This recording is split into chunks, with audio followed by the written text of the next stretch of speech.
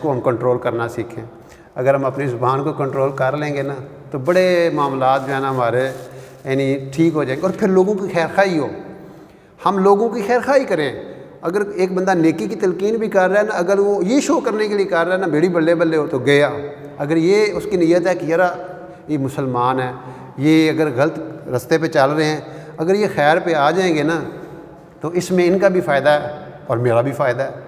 ہو سکتا ہے اللہ اس وجہ سے میری بھی مغفرت کر دے. تو اگر بندے کا اپنا میں آ گئی, بلے بلے آ گئی تو گیا. وہ ایک اللہ والے تھے نا, انہیں پتہ چلا کہ ایک کشتی آ رہی ہے, اس میں شراب کی بوتلیں پڑی ہوئی ہیں بادشاہ کے لیے, اور بادشاہ بھی بڑا سخت مزاج تھا. اب وہ جب کشتی قریب آئی تو اس نے ڈنڈا لے کے نا ساری توڑ دی, ایک بوتل چھوڑ دی شراب کی. اب بادشاہ بڑا سخت مزاج اور ظالم قسم کا تھا. جب اس کو پتہ چلا کہ میری لائی جانے والی شراب کو توڑ دیا گیا ہے, انہیں دسیا جی فلانا بزرگاں نے, انہوں نے کہا بلاؤ انہوں نے. اب دربار میں بلا لیا, ان کا جی آپ نے یہ کیوں کیا؟ تو ان کا جی بات یہ ہے کہ بادشاہ سلامت. اب وہ بادشاہ ایسا تھا ہر وقت لوہے کا گرز ہاتھ میں رکھتا تھا, لوہے کا سوٹا, تو تخت پہ بیٹھا ہوا. اس نے کہا کی تساں؟ انہوں نے کہا بات یہ ہے آپ ہمارے بادشاہ ہیں, اگر آپ کی طرف ابھی یہاں پہ کوئی سانپ آ رہا ہو تو میں اس کو مار دوں کہ ہمارا بادشاہ ہے تو یہ اس کو نقصان ہوگا, تو کیا حال آپ مجھ سے خوش ہوں گے ناراض ہوں گے؟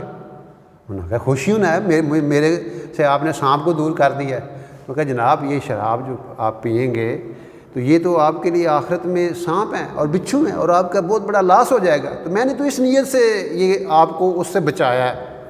اب وہ سوچنے لگ گیا, تھا تو مسلمان اور بات بھی صحیح کر رہے تھے اور اچھے انداز سے انہوں نے بات کی.